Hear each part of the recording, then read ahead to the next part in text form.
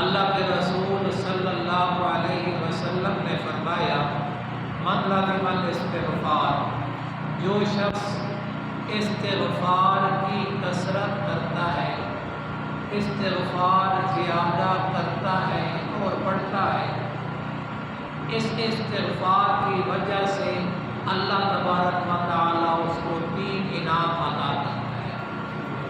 جعل اللہ لہ من کل ضیق مخرجا، اللہ تعالیٰ ہر تنگی سے اس کو نکال دیتا ہے۔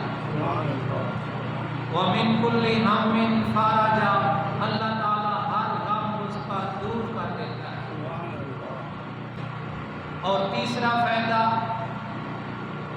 وَيَرْزُقْهُ مِنْ حَيْثُ لَا يَحْتَسِبُ، اللہ تعالیٰ ایسی جگہ سے روزی دیتا ہے جہاں سے اس کو اس کا وہم و گمان بھی نہیں ہوتا، یعنی بے حساب روزی دیتا ہے، محنت تھوڑی روزی زیادہ۔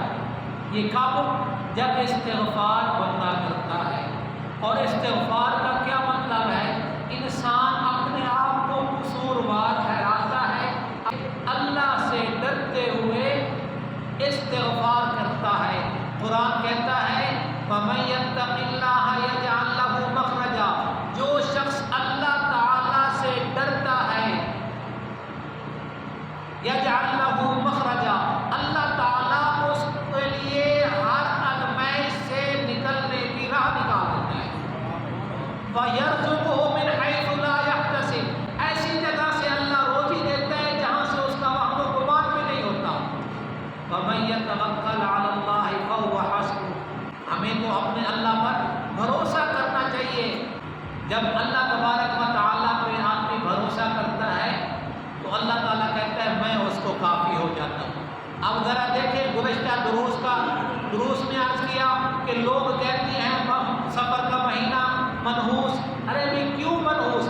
اس میں شادیاں نہیں کرتے، یہ بات ہو چکی ہے، گھر نہیں بیچتے، گھر نہیں خریدتے، دکان نہیں بیچتے، دکان نہیں خریدتے، نئے کام کا آغاز نہیں کرتے، سفر نہیں کرتے، سفر میں سفر بھی نہیں کرتے، کیوں منحوس ہے؟ میرا سوال یہ ہے سفر کے 29 یا 30 دنوں میں 5 نمازیں ہیں، 5 نمازیں پڑھتے ہیں، آیت من آیتان، اللہ تعالیٰ کی 2 بڑی نشانیاں، سورج اور چاند ان دنوں میں نکل رہا ہے، غروب ہو رہا ہے، چاند آ رہا ہے، چاند جا رہا ہے، یہ چیزیں ہیں، تو پھر نحوست کس چیز کی؟ تو سفر کا مہینہ ہے، ایک کام کر لو، صرف سفر نہیں ہے، 365 دن، جو بھی دن ہے، ہر دن میں چونکہ سفر کے حوالے سے بات چل رہی ہے، سفر کے مہینے میں ایک کام کر لو، اللہ تعالیٰ تنگی دور کرے گا، غم ختم کرے گا، روزی کے گیٹ کھول دے گا۔ اللہ تبارک و تعالیٰ ہمیں استغفار کرنے کی توفیق عطا فرمائے۔ اللہ تعالیٰ آپ کو اور آپ کے بیماروں کو، تمام سامعین ناظرین کو اللہ اپنی حفظ و امان نصیب فرمائے۔ اللہ تبارک و تعالیٰ رحمت کی بارش نصیب فرمائے۔